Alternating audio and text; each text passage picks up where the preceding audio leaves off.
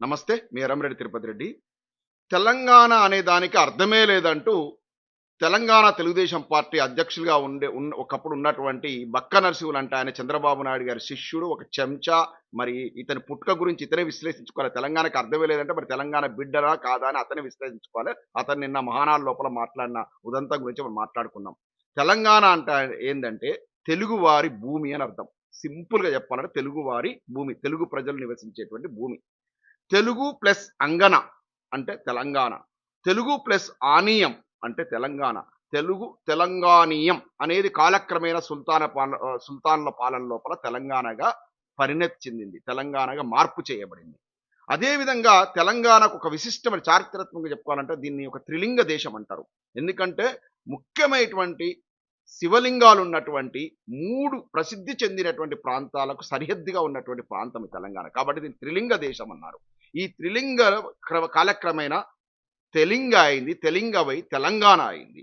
ఈ 3 శివలింగ ప్రదేశాలు ఏంటంటే ఒకటి కాళేశ్వరము. ఇప్పుడు మన కేసీఆర్ గారు కట్టినటువంటి పెట్టినటువంటి ప్రాజెక్ట్ పేరు కాళేశ్వరమే. అదే కాళేశ్వరము. ఇంకొకటి ద్రాక్షారామం, ఇంకోటి శ్రీశైలం. ఈ 3 ప్రసిద్ధ శివలింగాలు ఉన్నటువంటి ప్రాంతానికి సరిహద్దు ప్రాంతంగా ఉంది కాబట్టి తెలంగాణను మొదట్లో తెలింగా ఉండే తర్వాత కాలక్రమేణా తెలంగాణగా మారింది. ఇంత చారిత్రక ఆధారాలు ఉన్నటువంటి తెలంగాణకు ఇంత గొప్ప ప్రాంతాన్ని తెలంగాణ ప్రాంతాన్ని కించపరిచే విధంగా అసలు మన ప్రాంతంలో పుట్టిన బిడ్డ తెలంగాణ బిడ్డ అని చెప్పుకునేటోడు బక్క నరసింహులు అంటోడు పోయి తెలంగాణ అక్కడ చంద్రబాబు వేసే ఎంగిలి మెతుకుల కోసం అక్కడ సభికుల యొక్క ఆనంద హర్షాతిరేకాల కోసం తెలంగాణ విమర్శిస్తే అక్కడ సభికులంతా కూడా సంతోషపడతారని కోసం ఆ, ఏ సిగ్గు శరము ఇజ్జతు లేనటువంటి ఈ హౌలాగాడు ఇట్లా మాట్లాడతాడు. తెలంగాణ ఇంతమంది కొన్ని వేల మంది పిల్లలు ఆత్మ బలిదానాలు చేసుకున్నారు. ఎంతో మంది త్యాగ ఫలితం ఈ తెలంగాణ ఆత్మాభిమాని కోసం.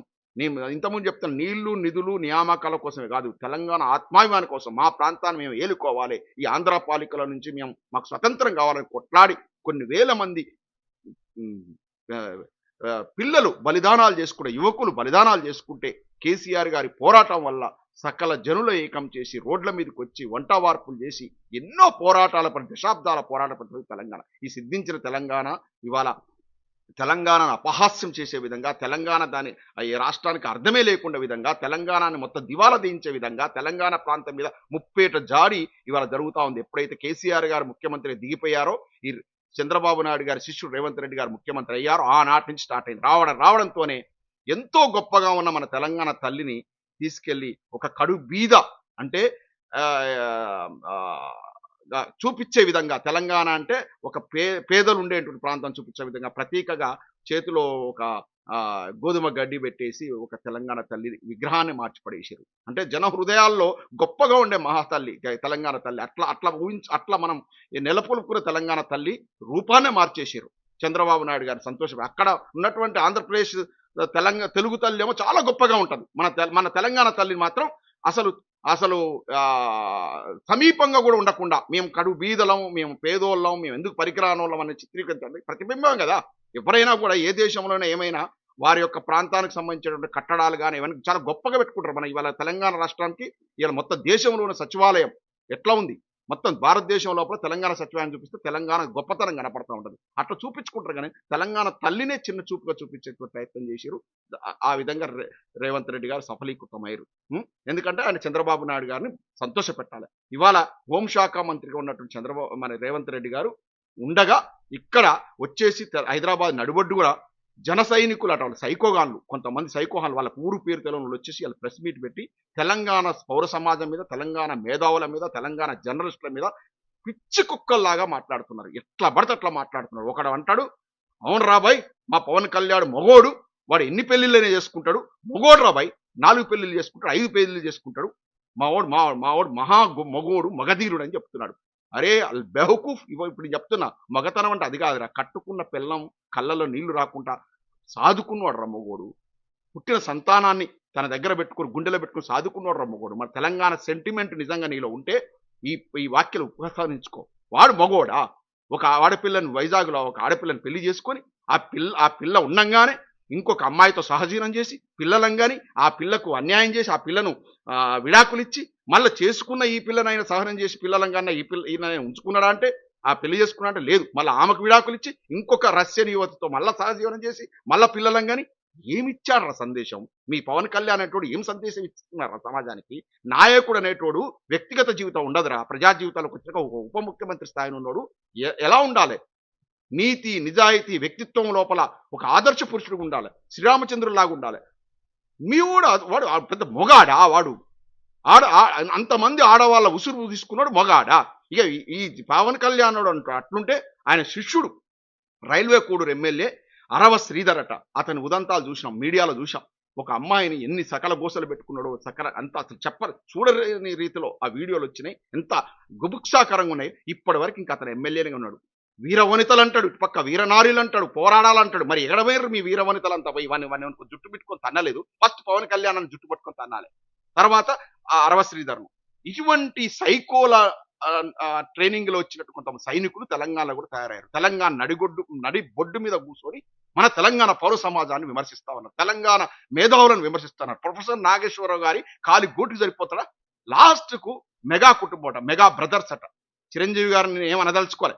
ఆ నాగబాబు అటు జబర్దస్త్ చోలు చేసుకుని బతికేటోడు మొత్తం ఆరెంజ్ సినిమాని తీసి దివాలా తీస్తే ఈ పవన్ కళ్యాణ్ వేసిన ఎంగిలి బతుకులకు పవన్ కళ్యాణ్ కాళ్ళ దగ్గర పడి ఇలా పిచ్చి పిచ్చి ప్రలాపాలు మాట్లాడు. జబర్దస్త్ దాంట్లో పక్క ఎకిలి నవ్వుకుంటూ బతుకు ఇడుచుకునేటోడు వీడు కూడా ఇలా మాట్లాడే తెలంగాణలో ప్రొఫెసర్ నాగేశ్వరరావు గారిని విమర్శించే స్థాయికి వచ్చిండు. బాడీ పెరిగింది కానీ మెదడు అనేది ఉన్నట్లేదు. ఈ మెగా బ్రదర్స్ వల్ల సినీ పరిశ్రమలో అల్లకల్లోలు జరిగి ఎంతమంది యువకులు చనిపోయారు. ఇలా మా మనసంతా నువ్వే హీరో ఉదయ్ కిరణ్ లాస్ట్ చివరికి ఆత్మహత్య చేసుకొని కారణం ఈ మెగా బ్రదర్సే కారణమని, ఈ మెగా కుటుంబమే కారణం. వాళ్ళకి అవకాశాలు రానియకుండా వాళ్ళని మొత్తం అనగదొక్కడం వల్ల ఆ యొక్క యువకుడు పాపం అప్పుడప్పుడే పైకి వస్తున్న ఉదయ్ కిరణ్ అనేటువంటి హీరో, సినిమా హీరో ఆత్మహత్య చేసుకుంది.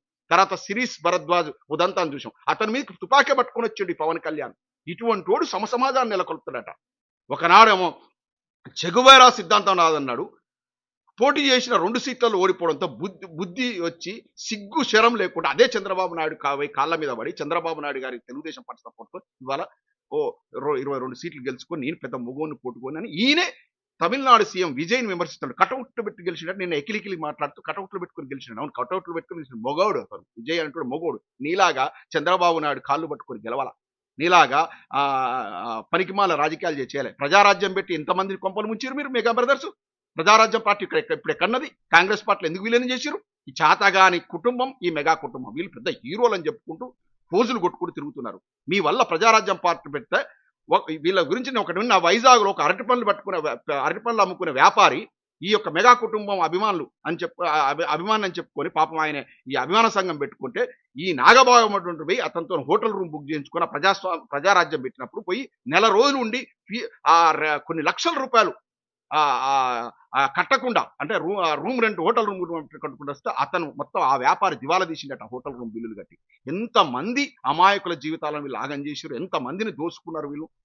సీట్లు అమ్ముకున్న ఉదంతాన్ని చూసిన ప్రజారాజ్యం పార్టీ పెట్టి కొన్ని కోట్ల రూపాయలు సంపాదించుకున్నారు. రాజకీయ పార్టీ పెట్టి కోట్లు సంపాదించుకున్న కుటుంబం ఏదంటే ఈ కుటుంబం. వీళ్ళకి వ్యక్తిత్వం ఉన్నది. పవన్ కళ్యాణ్ లాంటి, నాగబాబు లాంటి వ్యక్తిత్వం ఉన్నది. పెద్ద ఆయన చిరంజీవి గురించి నేను మాట్లాడను. ఆయన అనుకున్నాడు నేను రాజకీయాల పనికిరాను కూడా తప్పుకున్నాడు. కానీ ఈ ఇద్దరు ముఖ్యంగా ఈ పవన్ కళ్యాణ్ అంటోడు పెద్ద దరిద్రం కొట్టు ఫెలోగా తయారైపోయాడు. ఇతనంట ఆదర్శం అంట ఇలా జన సైనికులట, సైకోలట తెలంగాణ గడ్డ మీద. అరే బేహకూబ్ గాల తెలంగాణ గడ్డ మీద హౌ డేర్ యూరా ఒక వెట్టి ఒక పరికిమాలను